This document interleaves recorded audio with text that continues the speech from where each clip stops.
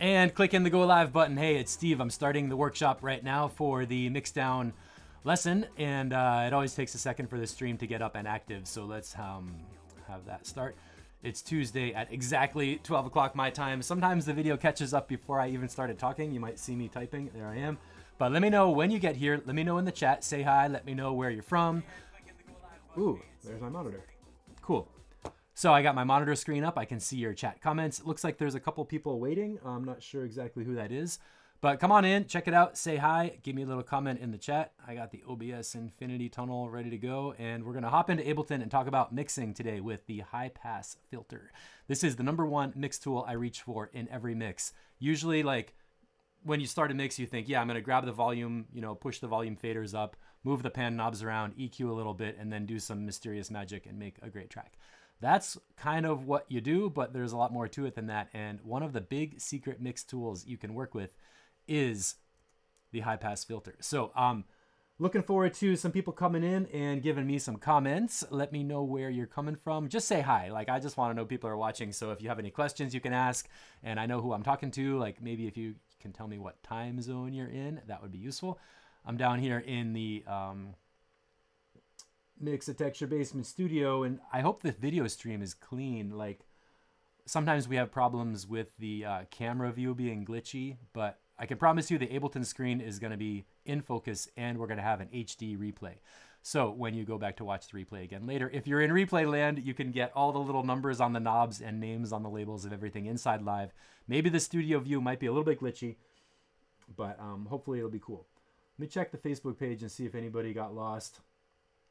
Sometimes people need to get the right link to get into the workshop at the right time. That's why I always start a couple minutes early and talk for a few minutes to make sure you know what's going on. I promise you we're going to go inside Ableton very soon and start the actual stuff. Hey, there's Nico. Cool.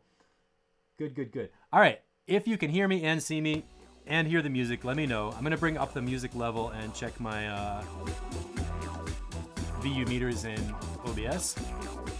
So if you can hear me and hear the music, please type yes. Or if something's wrong, tell me what's wrong so I can fix the sound.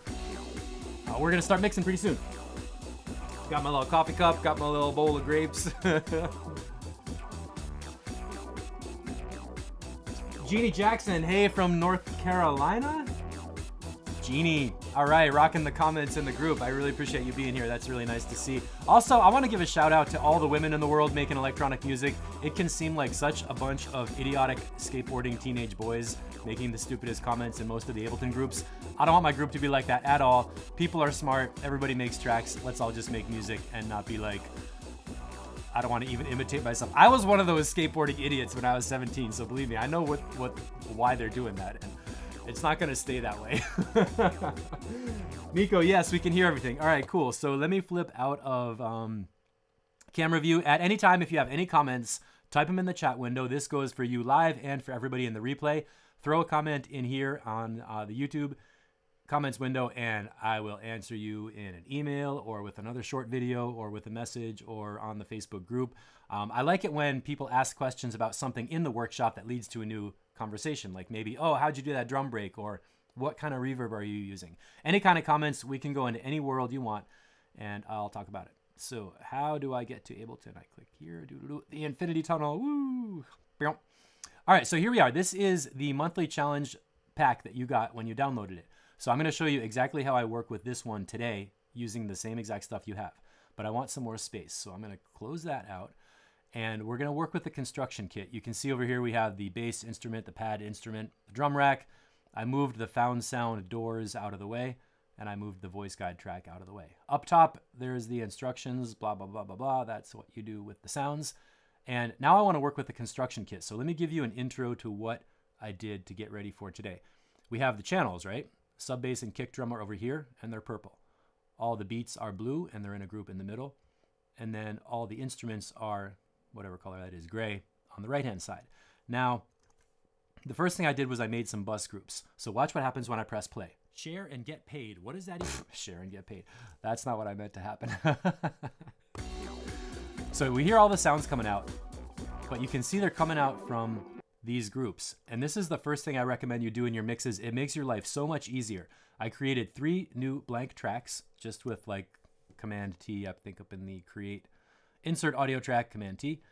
You make a new audio track, you set the input to no input, and then you can go to your output of any other channel in your mix and send the output to that track. This one's going to the instruments track. So when I open the instruments track, I can hear all the instruments at once by themselves. It gives me a really easy way to solo the instruments only if I want to, or quickly mute everything else if I want to. Let's say I want to work on the drum mix. I can easily, with 2 clicks, mute all the other sounds in the whole session and work on only drums. And that is so powerful because when you have a session with even just 16 channels, it's annoying if you have to go, oh, I'm gonna mute every single instrument one by one before I can hear my stereo drums mix. Nobody has time to hit all those buttons one by one. You wanna have them on one button. Likewise, if I'm trying to make a drum mix, do I wanna go and solo every single channel just so I can hear the drums? No, I definitely do not wanna click anything 900 times. I wanna click it once. So I can turn on the drum channel like that. If I have the whole mix playing, I can easily solo all the drums in one place for a quick check. Or I can do like we're gonna do today and work with the instruments in groups. Working with groups is important because you need to feel how the sounds fit together. It's pretty hard to mix when you have everything in the master channel, because if you wanna work with like the bass line, you know, sometimes you have layers in the bass line where you have a sub bass and then a higher one, and you have to like solo 2 channels and then listen on the master, and it's hard to identify where sounds are coming from. So, hey, Tim Laws, hi from UK. Thanks for that mention about the time zones. We had, I was in -4 during daylight savings time, and then you all changed over to daylight savings time a couple weeks later. So I think I'm on GMT -5 for the next 6 months until the time changes again. Anyway, making bus groups really helps because it helps you organize your session and understand where your sounds are coming from at exactly the moment you want to mix those sounds. I spent a long time making mixes where something didn't feel right, so I tried to turn up the kick drum louder, but I was only working on the master channel and it didn't really solve my problem and everything was confusing. So what I want you to do is learn how to make bus groups. We're not using 24. And put them into groups. Quick reminder, you take the kind of sounds and put them in one place together. So sub bass and kick drum are low frequency and they're mono. So they both go to the kick and sub bus. I select it right there. Then when I want to mix my low end, I got them right here. You hear that? Low sub, kick drum thumping. It gives you a really easy way to get control of your sounds. And what we're gonna do today is focus on high pass filters. I made a whole effects rack for it. This is the single most powerful mix tool. And just for a little background, high pass filters are so useful. They are built into many analog mixing boards because like you don't need a lot of the low end frequencies that come through a microphone or any other signal. They get in the way, they clutter up headroom, they take more electric power for your amps to make low frequency sounds, and the end result is your mix is cluttered. So a perfect example is the vocal mic at a concert. If you have the vocal mic open, people stomping their feet on stage, walking back and forth, the kick drum and the drummer, the bass guitarist, all that low frequency stuff can get into the vocal mic and take away the power of the singer's voice. No singers are going down below 100 hertz. I mean, maybe if they're beatboxing, but other than that, you know. So, Modal Slacker, hey, how you doing? Thanks for coming into the chat. So the high pass filter is such a useful thing for cleaning up the extra rumble and crap out of the mics that they built them into analog mixing boards. And it's really helpful for cleaning up your mix to get a tight, low-end, powerful sound. What do I mean by tight, low-end? Well, in electronic music, we all have a kick drum and we all have a bass line. But if you have other channels in your mix with low-frequency content that's not really doing anything, let's look at this. Here's a track called click. The part of the sound that I want is the clicking sound. But if you look at the spectrum analyzer, down here from 100 hertz and on down, there's all this sound happening that you don't consciously hear, but it's going to get in the way and essentially take away power from your kick drum. So the spectrum analyzer is set up from left to right. Left side is bass, right side is treble. This is a really useful way to see your sound and figure out which kind of, what part of the sound you want to keep and what part you don't. For a quick cooking analogy, using a high pass filter is like using a potato peeler to peel your potatoes. That's part of the food that's there, but you don't need it in everything you're cooking, so you cut it off to get it out of the way later.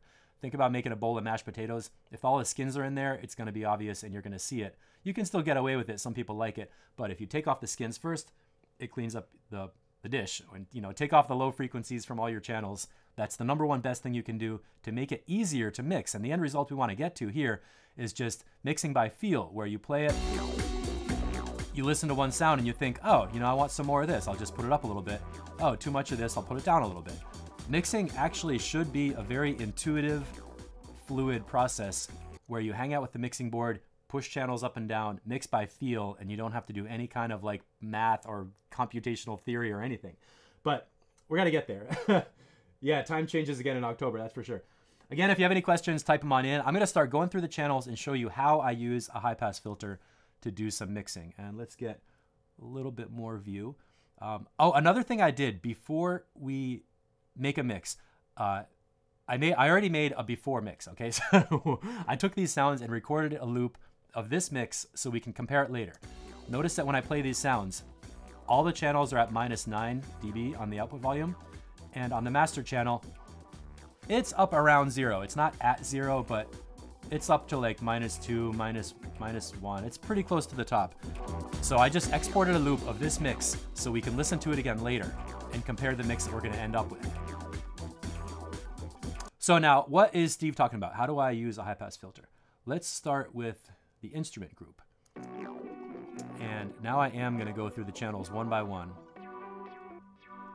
The idea you want to get to is listening to the part of the sound that's important and cut off the part that's not. Just like a potato or an apple, you keep the part you want to eat, you peel off the peel and throw it away. Maybe a better example is like a grapefruit or a watermelon where you don't eat the peel and you have to get rid of it. So I put a spectrum analyzer on every channel. Every channel in the mix has this same effect rack. It's got, let's meet the controls. There is a high pass, there's on-off switch, high pass filter frequency that lets you easily cut off some of the bass with wherever you want. There's resonance where you can accentuate the frequency you're at to hear exactly where you're cutting it. And then I put in an option to change the filter slope, the filter circuit type, that's kind of a tonal change. And when you flip on the circuit type, you get a filter drive control, so you can add volume. Those get into some more interesting techniques later, but for now, let's leave it on the clean filter type, 24 dB slope, low resonance. We're going to move the frequency around, and then you have an on-off switch so you can compare your versions. After that, there is a spectrum analyzer. The greatest thing about the Ableton Spectrum Analyzer is when you put your mouse on the sound, this little box tells you the exact frequency where your mouse is. So when I'm looking at this one sound, or on pad 2, make sure you select the rack you're working on. You can read these peaks and put the mouse on here and think, all right, the lowest important peak where the mouse is right now, if you look in this little box, that HZ is the hertz. That's going to tell you the frequency of the lowest part you need.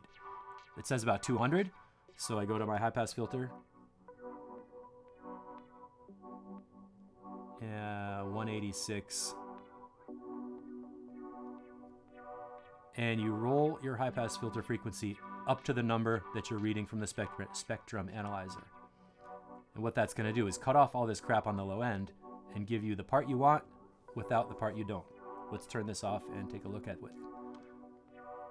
Wow. When I turn off the high pass filter, this whole horizontal line below 100 hertz comes up. You can't even hear it, but it's there. Let me turn this up on the mixing board. I'm going to turn up the bass EQ on my mixing board so you can hear more of that low. It's not very obvious to your conscious mind, but it's there electronically, and it will take away power from your kick drum, make your mix sound crowded, flubby, muddy, not tight, not thumping, not coming out to bite you. It's going to be like woof, woof, woof. We don't want that. So turn the high pass filter on. Notice how much that whole line dropped. That's like many dB of volume that essentially this pad sound just got louder in the mix. For our conscious awareness of it, we're going to hear more of that part we want and less of what we don't. If you have any questions, let me know. I'm going to go through every channel on this mix and repeat this because it's so important. I want you to understand. Let's go to the piano track. Okay, make sure I selected the right track. This is the one. Same thing. These peaks right here are the part we want to keep. If I put my mouse on the peak, read in the little box, there's the little box, that's up to 350. So this is telling me I don't need any frequencies under 300 in this sound. So I select my high pass filter, turn it on, roll it up to 320, and you should almost not even notice that it's there because you hear the part you want. If you put it up too high, it gets thin and tinny. We don't want that. So we can park this right here around 3 something, leave that on, go to the next channel. Squeegee audio. This is a funny sound. Look at how much low end is in there. All that whole bottom part. And our useful peaks are only going down to 165 or whatever. So turn on the high pass filter, roll it up to 1 blah blah blah. And look at that difference. Now the low frequency line is all the way down there instead of being all the way up here, which represents much less sound getting into your master channel, which means much more space for your kick drum and your sub bass to come thumping through. Give me a yes in the chat and YouTube right now if you understand what I'm doing with low frequency volume. I know it's not something you hear super obviously, but I really want you to understand the importance of clearing out the extra bass crap out of your mixes. So give me a yes if you're following me with this high pass filter lesson so far. And give me a double yes if you want this rack. This is something I made for the lesson today. I can put this up for free on the members site in the mix lesson or in the free resources. If you're interested in playing with this high pass filter frequency, what am I saying? High pass filter rack with the knobs mapped for you, let me know. I'll be happy to put it up and share it with you.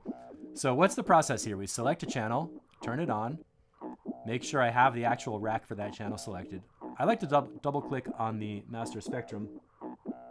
We get a yes. All right, thank you. I'm happy to see the yeses coming in. Now that I can see the spectrum analyzer, let's look at that low frequency thing. Looks like the most important part of this sound is up here around 200, 250. So I'm gonna roll this, turn the filter on, roll it up to about 200. And if you don't know where to put it, add a little resonance and sweep and listen.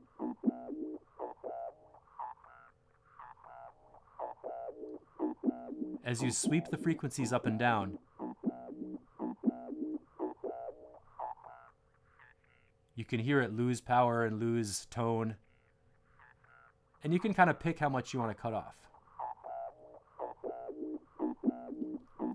For an extra bonus, if you like the sound of that slow filter sweep, just turn on the LFO. And it'll do that for you, and you can make some fun sound design motion with that. But right now we're doing technical mixing where all I want to accomplish is cutting off the extra crappy low-end bass up to 200 hertz-ish to make sure my kick drum has space to come through and everything else has space to come through. Bassline audio. Now this is an important sound because this is doubling the low sub bass, and we really want this to be working in the mix. But it doesn't have to do the work of the whole sub because we have another sub.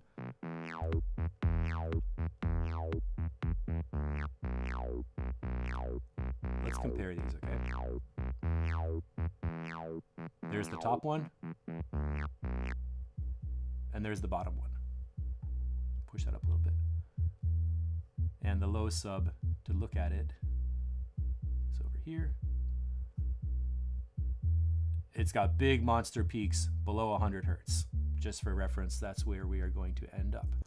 How do I get rid of all those sounds? Oh, I use my bus group. How fascinating. I love this stuff. All right, so we got to roll up a high pass filter, and what is the frequency we want to get to? I'm going to call it right here at 123. And also notice in the little box it gives you a MIDI note. The note says B. Let's check out, what does B sound like?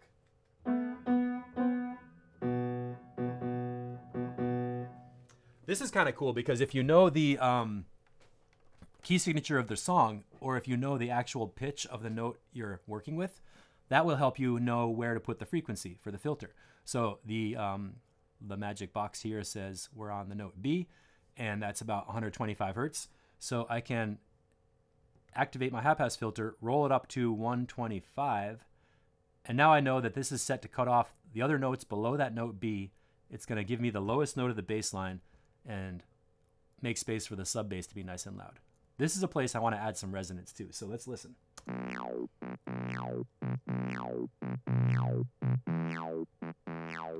What you should hear is when you turn up the resonance, that low note gets louder.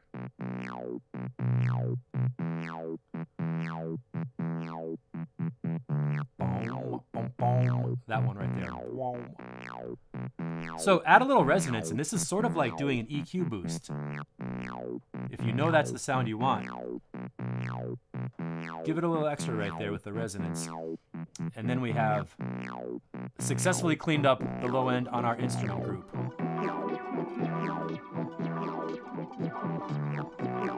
So let's move on to the drums. We're going to come back to this and kind of mix the levels in all these. I am going to work with these one by one. So within the stereo group, sometimes you do that.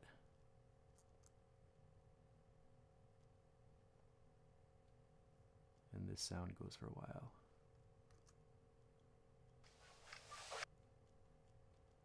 Now you can see that one had a pretty big high frequency bump and not a lot of lows going on. So I don't even need to think. I put the mouse here, it says about 300 something. Turn on the high pass filter, crank it up to 300. You don't even have to be very precise because it's so obvious that most of that sound is happening in the high frequencies. This is the click track. Now let's explore how much of this sound we want to keep. I'm going to add some resonance to make it obvious.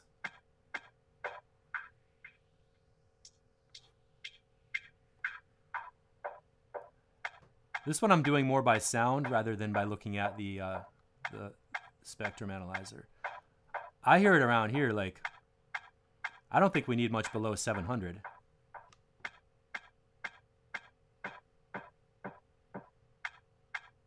Yeah, with the filter on, I just get that ticky-ticky kind of sound and none of the low mush-mush. Ah, system bump. This sound is cool. It has a bit of a dark tone to it, but there's a lot of lows in there. So we turn on our filter. Let's go for a little sweep. See how much of this one we need.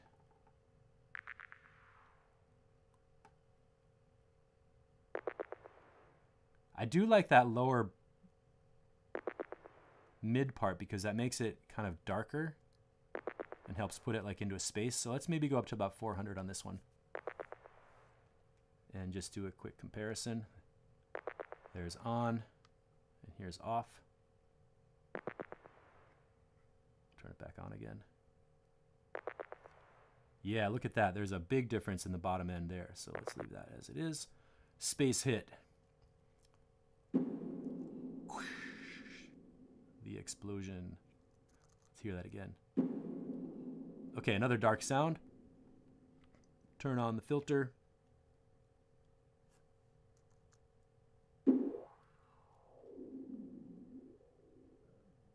I'm feeling it around 500. Yeah, that's too high. Maybe 300, something like that.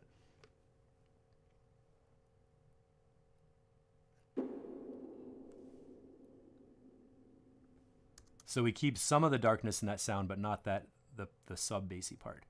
Ride loop, what's this one doing?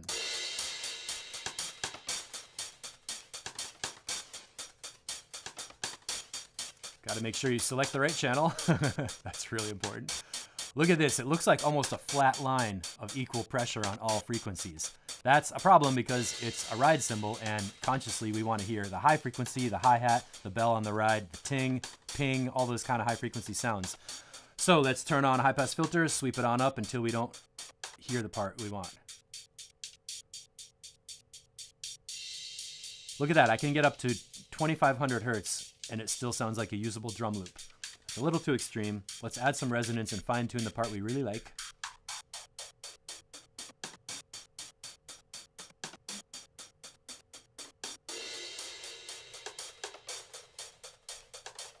Around the 400 area, you can hear that snare tap that's in the loop. So let's park it around there. There's filter off, filter on, off.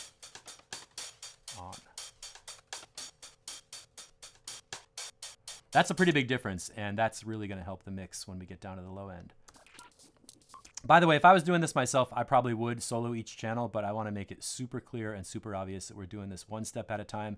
It is methodical. It can even be tedious, and I know if you have 70 channels in your mix, going through them one by one with a high-pass filter, you're going to be like, dude, I'm going crazy. But hey, we're making music. This is what I like to do, so I really do pay that much attention to every channel, and it pays off in the end.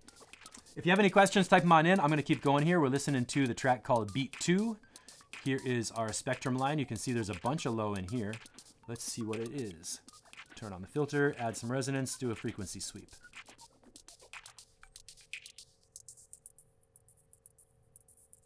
This is great ear training too. High ticky frequencies up around 9K. Around 4,000, 5,000, it's more of that hi-hat swish. It's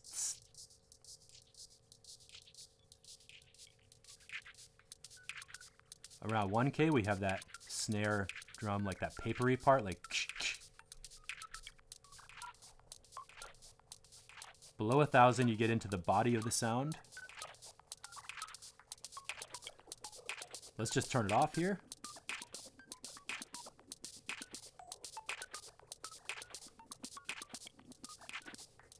It's subtle, you know, that low end stuff is there, but it's not helping. So I'm gonna leave it here around 400. Move on to beat 1. Whoa, heavy duty. All right, now this takes a little attention. You can see there's a big bump right there, 55 hertz. This loop is cool. I mean, you could use this loop as your main drum beat and it's got enough bottom on there to work. But I almost never use a single loop with the whole drum beat because I always want another kick drum. So I'm gonna turn off my sub bass, bring in the kick drum right here. You got me? Here's our kick drum by itself. And that one's coming through, pow, 43, 45, 50 hertz. Big heavy kick drum to double up on these beats. So what we're gonna do is keep just the,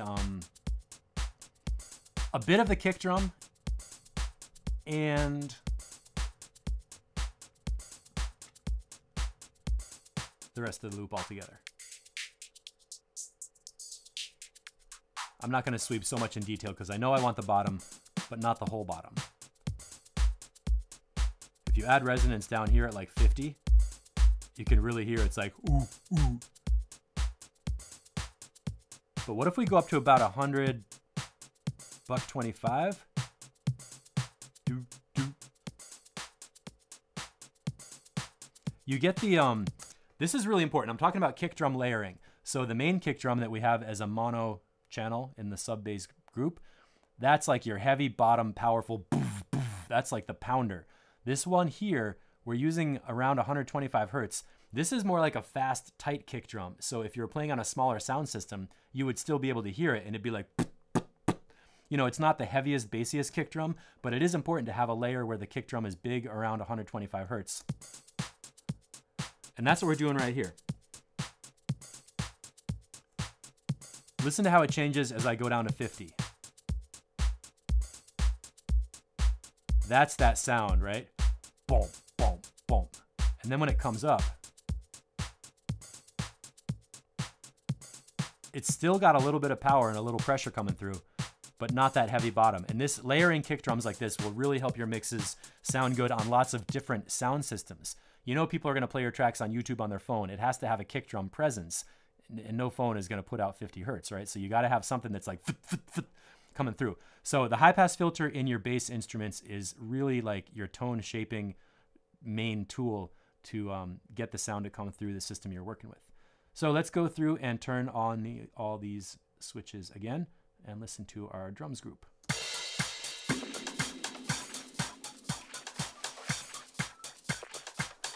And let's put on our instruments again. I wish I had an A/B switch for all these high-pass filters together to compare the mix before and after. That would take a little while to set up, but it would be interesting. So that's where we are so far. Now let's go and just do our kick drum and our bass line by themselves. Here they are on the purple channels. They sound like this. I'm just gonna check my VU meters. There we go. I don't want to distort your feed. So let's do the sub bass first. It's really important to get your sub bass and your kick drum working together. And with the spectrum analyzer, we can see literally the 3 notes. The first note. And what note is it? Put the mouse on the line. Oh, it's the note B, B0 at 62 Hertz.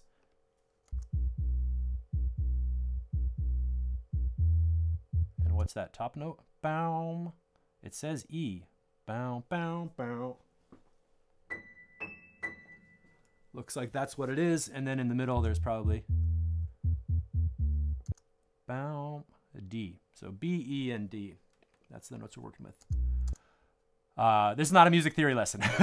You can EQ by knowing notes and frequencies, but we're talking about just pure frequencies. So the lowest note of the bass line is 61. This is useful. Remember, we were just looking at the kick drum, and the kick drum was huge, around 50 Hertz. So what that tells us is if we cut the high pass filter for the bass line in up around 60, everything else under that note is going to be kick drum territory. So the sub bass itself is even getting a high pass filter. Who would ever think you're going to high pass filter the low frequency out of your sub bass, right? Well, that's what we're going to do right now, and it sounds like this.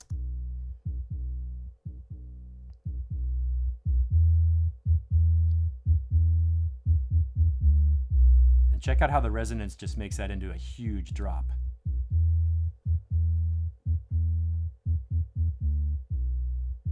And I might put that just a little bit right there.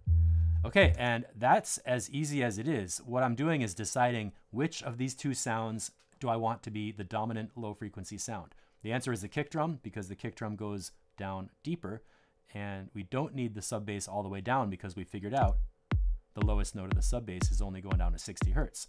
The lowest sound of the kick drum, make sure our high pass filter is off. The center peak of it is like 44. And it's got pressure, it's got energy all the way down to the 30s and even below. So to tighten up this kick drum, we can probably filter it up to the 40s and still have a nice heavy kick drum. And if I look at where 60 is on the frequency line compared to the kick drum, this note, this space right here, 60 Hertz, was where the lowest note of the bass line is. So you can see we have the bass line peak available with the kick drum too. Oh, I'm only looking at one. Okay. Need to look at the master spectrum. Now we can see the kick drum by itself. There is that exact sub bass peak.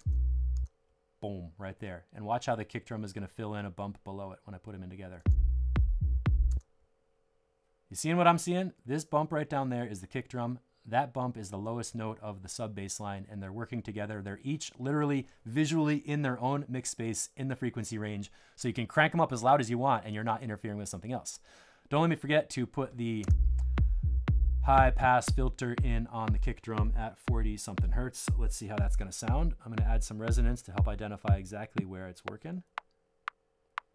And that was a pretty big concept I just did about the 2 low-end instruments. So type in zipper if you understand how to fit the kick drum and the sub bass together. Just put the word zipper. I'm thinking about a zipper where the teeth interlock, the 2 sounds interlock. They're both in their own frequency range and they're not overlapping. So give me a zipper if you're down with the high pass filters for low-end mix space. And now I'm going to sweep down and listen to this kick drum. Ooh. Did you hear what happened below 100?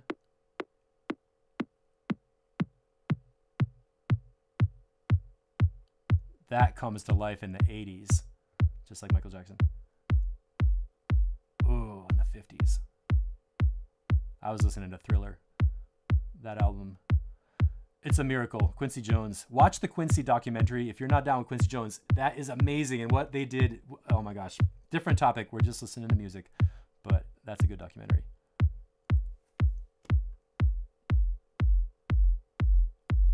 And when we get down to 40, oh my goodness. All right. I'm going to just park this high pass filter just around 45-ish and add resonance to clonk my kick drum together with my sub bass. Whew.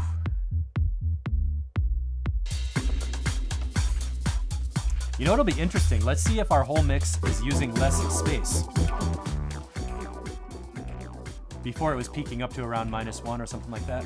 Yeah, it's still peaking up there, but we went through and cleaned up the low end out of all the sounds that did not really need to be in the low frequency spectrum.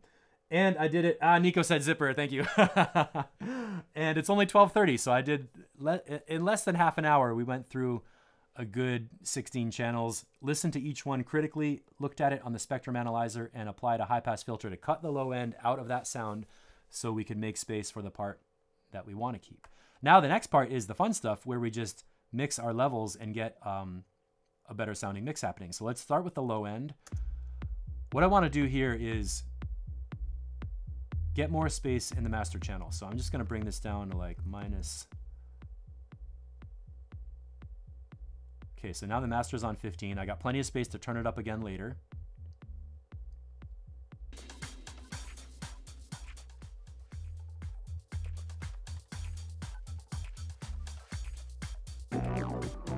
The first step of mixing by ear is just use your bus groups to get comfortable.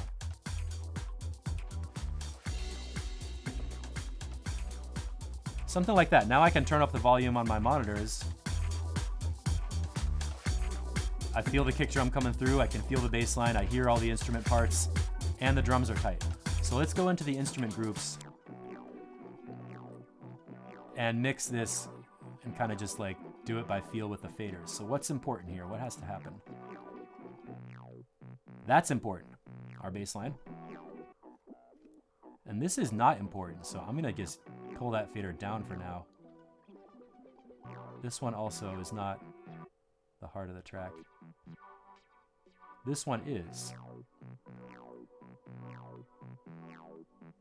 So if I have only the bass line in that pad sound,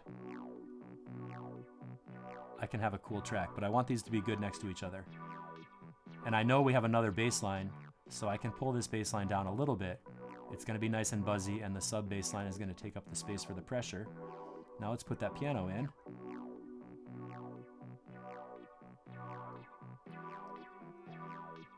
And let's say that piano is like a little bit of a melody sign. I'll put it on the right side. Move that pad a little bit to the left. Now our instrument group has a better balance. When I turn it up, I get more of the piano, more of the pad, and I'm not losing bass line.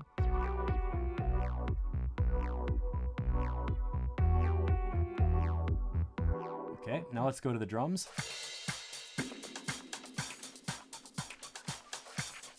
The main question is, when you're in your mix group, which sound is the most important that has to come through really cleanly? Obviously, it's this beat. It is not this beat. That's a pretty important one, so let's keep that going. The space hit we'll save for later. Little crackles we'll save for later. That's rhythmically useful. Then we've got the swell up sound, and that's what's going on. So the first thing I want to do is just work with this one dominant sound right here and mix the level of my group with everything else to make sure I have the feel of the music that I'm making. And I think it needs some more. I want more of the beat, but our master channel, oh, we still have room, okay. So I'm gonna bring this up even more. And now I'm gonna bring the kick drum track down a little bit. So when I raise the volume, the drums bus sounds louder. And what we should have right now is the feeling of the bass kick drum coming through that group, purple group. And the drums on top are cracking. We can look at the master channel and see we've got our kick drum, our bass line, and the rest of the line. Don't worry too much about the detail. The main idea is that the line is bouncing. It's not cranked up, it's not flatlined, it's not squashed to death. You've got dynamics, it's moving. If you have any questions, type them on in. I'm gonna keep going and mix with my flow here. Add the instrument group, and what has to happen? Well, we have to continue to feel the kick drum, hear the snap on the snare drum, and then be surrounded by the instrumental harmonies like we're in one big bathtub of sound together. And this is the fun part of mixing by feel. It is so hard. Let me tell you this. If I was trying to mix with everything going to the master channel and not using bus groups, when I want to change that feeling right here of bringing the instruments in together with the beat, you would have to go like this. Select, select, select, select all. What do I do? Oh, I select, press shift, and then take all the channels together and move them up and down if you want to adjust the instrument group. Do you know how hard that is? It's easy to make mistakes and get frustrated. I'll put it that way. So now using bus groups is really powerful because when I want to get the level of the instruments correctly with the drums, I just press play. I got all those instruments on one fader right here. I can set the level just the way it feels right. And then if one sound is poking up too much, you know, bring the piano just down a little bit. And I've still got the whole group right there. What do we do to mix the low end group? Well, I pretty much did it already with high pass filters, but the idea is that when they're both playing together, you can hear them and you can feel them coming through at different volume levels. So if you pull the volume down, you should still be able to tell, oh yeah, there's a kick drum there. Yeah, there's a bass line there. And then when you crank it up, it should feel real solid. I don't want to blow out your listening, so let me check my VU meters down there. Hi. Now we've got the lows happening. Probably the number one most important mix tip I can give you is that if it doesn't feel loud enough for your body, turn up your monitor volume in the room with a physical knob on your speakers or on your mixing board or on your audio interface. Anywhere that knob exists in the physical universe, turn up the volume there to get the kick drum thumping, rattling your walls, and making you feel like you're listening to music that you enjoy. The wrong way to get volume is to go like this and try to turn your kick drum all the way that way. Yes, it will make it louder in the room, but look what happens on the master channel. You got no more space. Oh, my instruments are too quiet. Oh, my drums are too quiet. That's how you get into a crappy, muddy mix that doesn't feel like anything you want to listen to. I'm gonna hit undo. That was how bad that was. So here we go. We've got low end, kick drum, sub bass, drums group, instrument group. They're all together. I can cleanly hear each sound, and we still have tons of space on the master channel. Let's go back to that drum group because I know I pulled a bunch of sounds out.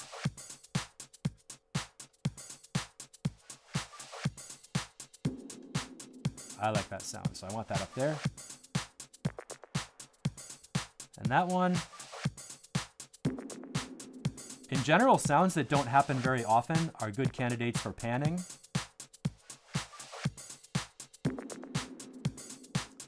Because they're not in all the time, so you can move them around. Also, in general, the main beat should be up front in the center.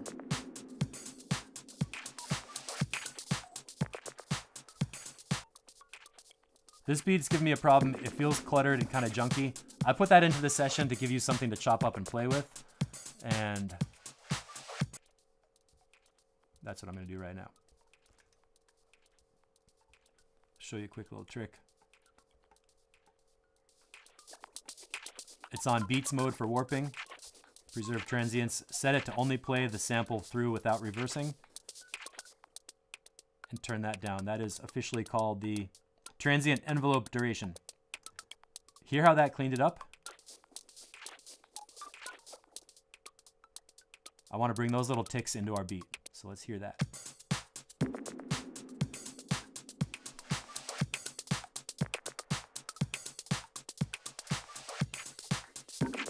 Lots of clutter like that. And I like this part right here where it's just going just a little ticky ticky kind of thing.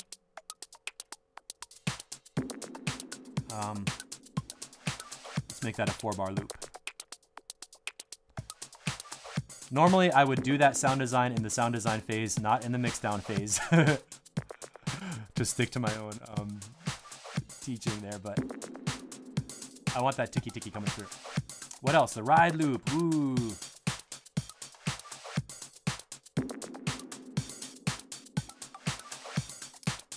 Just pulling it up so I can hear it. Doesn't have to be super loud. Notice down here, I can still feel that kick drum coming through with that 125 hertz kick drum pulse.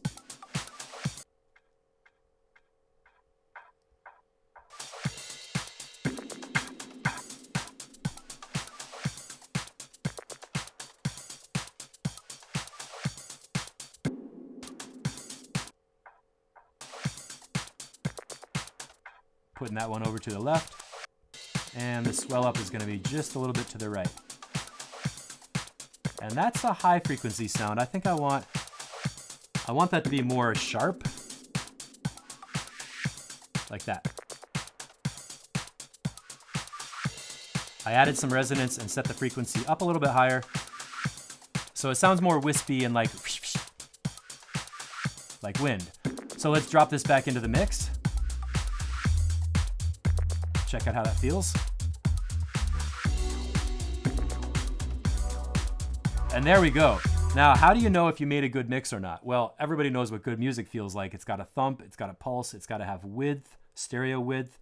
It's got to have height from top to bottom, meaning some high frequency sounds, some low frequency sounds, and a nice balance in the mid-range. And actually the mid-range is one of the most important parts of your music to mix, because that's what everybody's going to hear on every speaker system.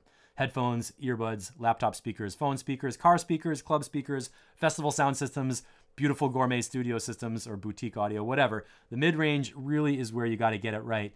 Then you can adjust your high end up and down compared to the mid-range, or you can adjust your low end up and down compared to the mid-range. And think of a DJ mixer. You got 3 knobs, right? High, mid, and low for your EQs.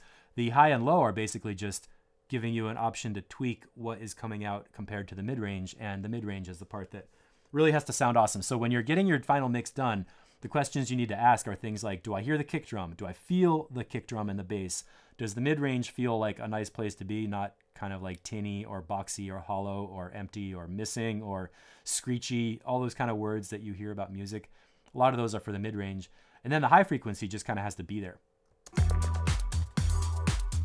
And having a master channel spectrum analyzer can help you identify what's going on in your mix. My favorite thing is that we can see the kick drum and the bass line together, and they're popping up. The low end should usually be a bunch bigger than your mid-range, but the mid-range has a reasonable amount of energy going on there. And the highs, watch what happens with that. That wispy sound comes up right here. And I'm gonna bump that up a little bit to make it really obvious.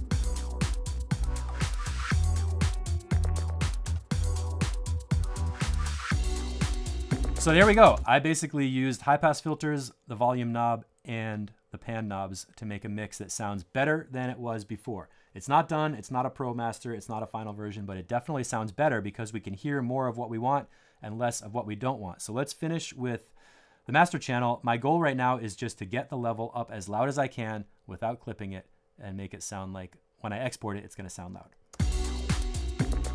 So what do? Our headroom is measuring -11, -12. So basically, when you have that much space with your peak meter, just take your makeup knob and add gain. And I want you to know, since you're watching on video, I'm gonna turn down the video feed while I'm raising this knob on screen. So I'm balancing this to make it so it doesn't get blown out and distorted on your on the video broadcast. So we're cranking up the gain to, what did I say, 12? I'm just gonna type it in. And look at that, now we're just starting to clip.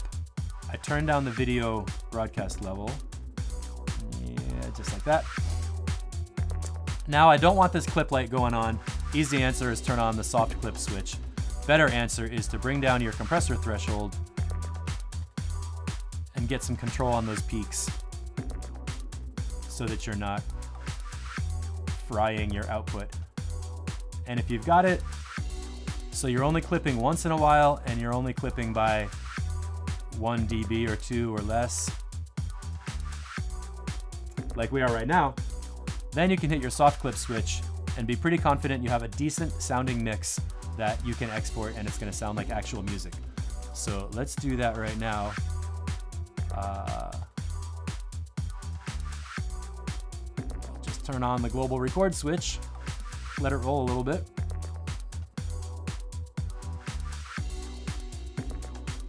And I'm just gonna record a loop because I recorded a loop before. We're not doing song form. I'm not gonna play around with it. I'm gonna leave it the way it is, and then we'll compare it to the before and after version to hear. Hopefully this one sounds better and thumpier. What's 85 plus 16, anybody?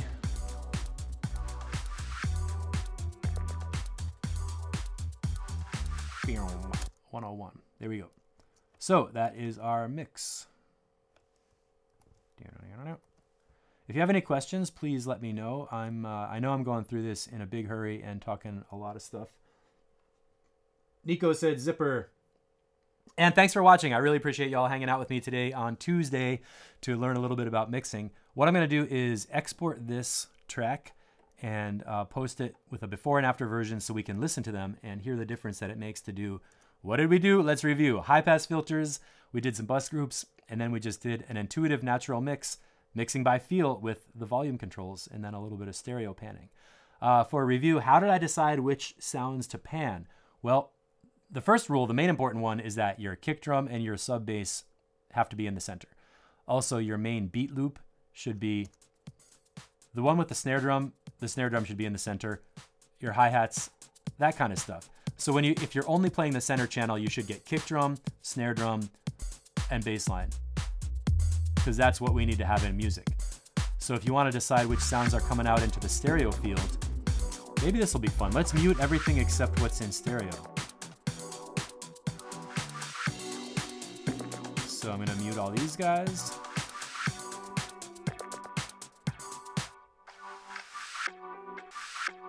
And here's our stereo field. It's always a good idea to compare the mono mix and the stereo mix in your track to make sure that it sounds good in mono as well as in stereo. And turn on our lows. So it's 12:50, cool. We got this done in less than an hour. If you have any questions, type them on in. I got a couple more minutes to go through this. Let's start from the beginning. If you're watching in replay land, let's look at what we did from the very start. So I took a construction kit with lots of audio channels. First, I determined where each channel was happening. Was it a low frequency, mid-range, instrument, or drum? And I color-coded them. So kick drum and sub bass are purple because they're the bottom. All these blue ones are drum loops. So I know I have all my drums in one section. I don't have to go all the way over. Where's my snare drum over here and then my hi-hat over there? You know, I group them visually so I can find all the drums when I want them. Next, I take all the instrument sounds and group them in one place. And I color-code the channels so I can find which ones are which. Then I go to the bus. Jesus. Sorry, these spectrum analyzers. Then I make some bus groups, which you do by creating a new audio track, Command T. You set the input to no input, and then that becomes available as like a container where you can route all your other sounds to go there. So for my instrument group, I select all those tracks, send the audio to instruments, which is this one, and put the monitor switch on input. That way, when I press play, I get all my instruments in one place. I can easily mix their volumes compared to each other. I can widen the stereo field. I can even drop an EQ and a compressor on here for my final mixdown tricks. And it's a lot easier to do that instead of trying to solo everything all together with the solo switches. So I made an instrument group. I made a drums group. You can see all the drums, all the blue ones have an output set to drums. So this whole section right here. Select, select, select, drums, drums, drums. And that lets me work with my drums channel and not have to mute things or solo things, blah, blah, blah. You get the idea. And then I have a bus group for my kick drum and my sub bass to make sure they are all coming out together loud and low. For the main activity of mixing, what you should do is select every channel, listen to what's happening on that channel.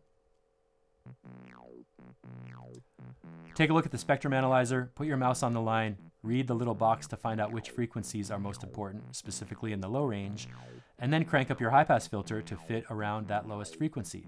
This one was around 125, and so I switched the high pass filter on, roll the frequency around to listen,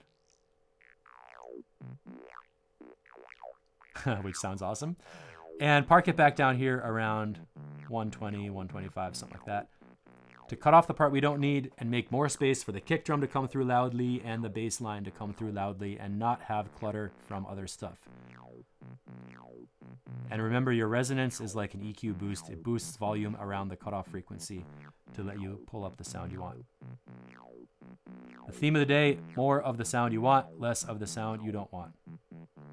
And that's what high-pass filters are all about. They are the most powerful mix tool in your arsenal after volume, pan, and, well, volume and pan, really. So I'm going to dip back over to camera land. Boop.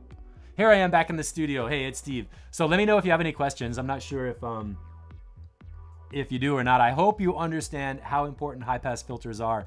It's such a useful technique to use them, and they're on mixing boards. When you see an analog mixer, it'll be the high-pass filter switch will usually be at the top right underneath the input gain, and it has a little number like 80 hertz or 100 hertz, and a switch, you click it in, and that'll cut everything off at that frequency to clean up the low stuff. So you can have like your kick drum can be down the bottom, your bass line can be down the bottom. Every other channel, doop, doop, doop, doop, doop, hit all the high-pass filters because you don't need that low-end stuff. That is what it's all about, to clean up your mix and get a tight, heavy low end that's really easy to hear the kick drum, easy to hear the bass line, and you're not driving yourself crazy trying to find out why your mix sounds like crap. You need headroom, you need space for the lows to come through. That's how to get it. That's what it's all about. So I'm gonna wrap it up for today. If you have questions, type them into the comments wherever you see this post. It could be in the Facebook group, it could be in the member site, and for everybody who's doing the production challenge, the replay is gonna go up with a lesson on high-pass filters that you can read and download as PDF, because I want you to be good at this stuff. Please mix your track and post it in the group this coming week, and I'll listen to them by the weekend for sure to give you comments. Next week is the end of April almost. Can you believe it? It's gonna be the 22nd, I think, and then that last week. So what's coming up is we're gonna talk about mastering, and I'm gonna show you basically EQ and compression on your final mix. We're gonna work with those 3 bus groups to compress each group individually and EQ it, and then bring them into the master channel to do a little bit more detailed mixing to get a loud, wide stereo mix with a tight low end that's thumping, really crisp highs that are like cracking, and a balanced mid-range that feels like everything's in there that you want and you don't even notice anything else getting in the way. I don't see any comments coming in. Maybe you guys are sitting in the pub drinking beer already. I don't know. Or if you're at work in the US, you could be finishing your lunch break. But I'm Steve from Mix and Texture. Thanks for watching. The challenge is not open for new people right now because it's the middle of the month, but if you'd like to join the production challenge, you can find a link in the Mix and Texture Facebook group. I'll promote it at the end of the month. It's gonna be open to join from the end of April to the first week of May. That way you can come in, you can start the new production pack with the same group of people at the same time. We're gonna work on sound design, song structure, mix down, and exporting a final master. And we do that every month. So 1 week we do each topic. This is week 3, so we're doing the mix. And when you join, you get a live pack of sounds. You get 4 weekly lessons like these video workshops. You come into the Mix and Texture member site where you can have the replays, the downloads, extra lessons like the PDF download stuff, printed lessons, and mix review for your homework, which is to make a mix and export it and share it with the group. That's what it's all about. It's really a lot of fun, and it's helping a lot of people make tracks. Having a deadline makes you get shit done, and that is what it's all about. So thanks for watching. Thanks Nico, Tim, Jeannie in NC, Tim Laws, Modal Slacker. That looks like Mode Selector. I don't know if you know Mode Selector. They're a good electronic group from Germany. And Nico, yeah, thanks for watching. Oh, and the high pass filter effects rack. Let me just blurp back in here one more time into screen share, because this is a cool rack. I just built this one. If you'd like to see this, I think I'll post this in the members site in the free resources area so you can download it and have, I mean, it's simple. It's just an auto filter with a spectrum analyzer, but the settings for how to use this and when to use it and why to use it are the important part. So if you grab this rack and drop it on every channel in your mix, you'll be making better tracks faster than you were before. Not rocket science, but it helps to have somebody walk you through it and show you how to do it. And that's me. I'm Steve from Mix and Texture. I'm going to sign off. Thanks everybody for watching, and I'll see you next time. Where's my YouTube window to end stream? Bye.